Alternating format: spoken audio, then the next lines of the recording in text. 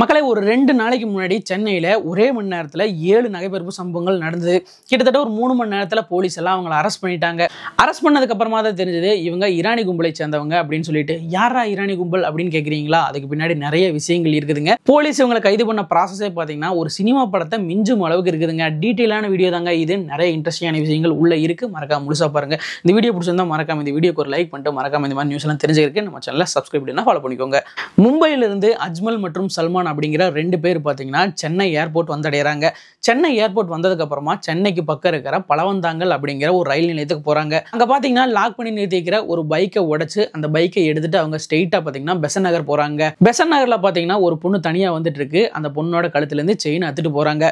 உடனே அந்த பொண்ணு என்ன பண்ணுதுன்னு கேட்டீங்கன்னா பக்கம் இருக்கிற போலீஸ் ஸ்டேஷன்ல கம்ப்ளைண்ட் பண்றாங்க. போலீஸ் அங்க வர்றாங்க. சிசிடிவி கேமராவெல்லாம் செக் பண்றாங்க.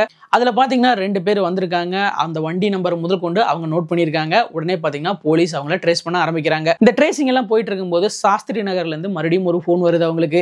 அதுல பாத்தீங்கன்னா இங்கேயும் ஒரு செயின் பறிப்பு நடந்திருக்கு அப்படின்னு சொல்லிட்டு ஒரு கம்ப்ளைண்ட் பண்றாங்க.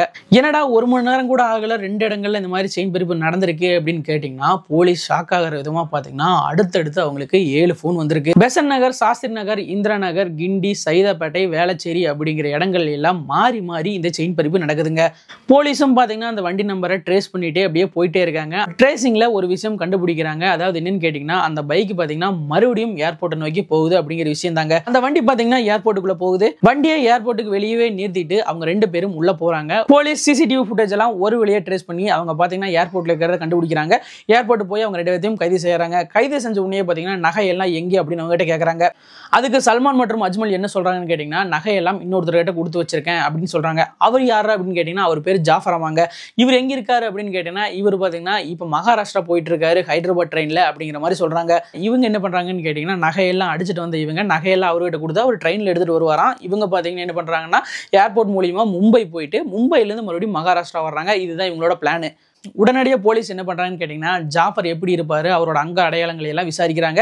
உடனே பாத்தீங்கன்னா போலீஸ் பாத்தீங்கன்னா அந்த ஹைதராபாத் ட்ரெயினுக்கு போறாங்க. அந்த ட்ரெயின்ல வந்து அவர் சொன்ன அடையாளங்கள்ல யாராச்சும் இருக்காங்களா அப்படின்னு அவங்க செக் பண்றாங்க. இவங்க சொன்ன அடையாளங்கள்லயே ஒருத்தர் அங்க இருந்து பாத்ரூம்ல இருந்து வெளியே வந்திருக்காரு. உடனே பாத்தீங்கன்னா அவரை அரெஸ்ட் பண்றாங்க. நகையெல்லாம் எங்கே அப்படின்னு ஜாஃபர் கிட்ட போலீஸ் கேட்கும்போது நான் நகையெல்லாம் பலவந்தாங்கல் ரயில்வே ஸ்டேஷனுக்கு பக்கம் இருக்கிற ஒரு இடத்துல தான் புதைச்சு வச்சிருக்கேன் அப்படின்னு சொல்றாரு. சரி அந்த இடத்த காட்டு அப்படின்னு போலீஸ் சொல்றாங்க. ஜாஃபரும் அந்த இடத்துக்கு கூட்டிட்டு போறாரு. அந்த இடத்துக்கு அவர் கூட்டிட்டு போறாரு. போலீஸ் அங்க இருக்கிற நகையெல்லாம் செக் பண்றாங்க. நகையெல்லாம் பறிமுதல் பண்ண அவர் பாத்தீங்கன்னா கன் எடுத்து போலீஸ் எல்லாம் சுட ஆரம்பிக்கிறாருங்க. உடனே போலீஸ் தற்காப்புக்காக ஜாஃபரை சுட ஆரம்பிக்கிறாங்க. அந்த இடத்துலயே ஜாஃபர் இறந்து போயிடுறாரு.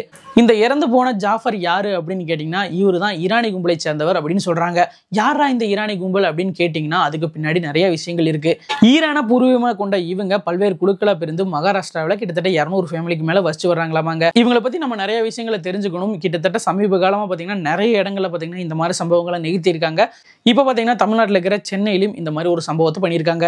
அடிப்படையிலேயே பாத்தீங்கன்னா இவங்க ரொம்ப ஒரு ஸ்ட்ராங்கான ஆட்கள் அப்படின்னு சொல்லப்படுறாங்க. இந்த சம்பவத்துல பாத்தீங்கன்னா ஒருத்தர் கொல்லப்படுறாரு. 2 பேர் கைது செய்யப்படுறாங்க. கிட்டத்தட்ட இந்த சம்பவம் நடந்து 2-3 மணி நேரத்திலேயே பாத்தீங்கன்னா போலீஸ் இவங்களை அரெஸ்ட் பண்றாங்க. இந்த விஷயம் பாத்தீங்கன்னா இப்ப பெரிய அளவுல பேசப்பட்டு வந்துட்டு இருக்கு. ரீசெண்டா பாத்தீங்கன்னா நீங்க வலிமை அப்படிங்கிற ஒரு திரைப்படம் பார்த்திருப்பீங்க. அதுலயும் இந்த மாதிரி சம்பவம் எல்லாம் வந்திருக்கும். ஆனா அது படம், இது பாத்தீங்கன்னா நிஜத்திலையும் பாத்தீங்கன்னா போலீஸ் இந்த மாதிரி ஒரு முயற்சி செஞ்சு கிட்டத்தட்ட 2-3 மணி நேரத்திலேயே குற்றவாளிகளை பிடிச்சிருக்காங்க. இது மிகப்பெரிய விஷயங்க. கண்டிப்பா சென்னை காவல்துறையினரை நம்ம பாராட்டியே ஆகணுங்க. சென்னையில 1 மணி நேரத்துல 7 நகைப்பறிப்பு சம்பவங்கள், அதை 2-3 மணி நேரத்திலேயே போலீஸ் பிடிச்சிட்டாங்க. இது சூப்பரான விஷயம். இதை பத்தி நீங்க என்ன நினைக்கிறீங்க அப்படின்னு சொல்லிட்டு மறக்காம கமெண்ட் பாக்ஸ்ல கூட ஷேர் பண்ணிக்கோங்க.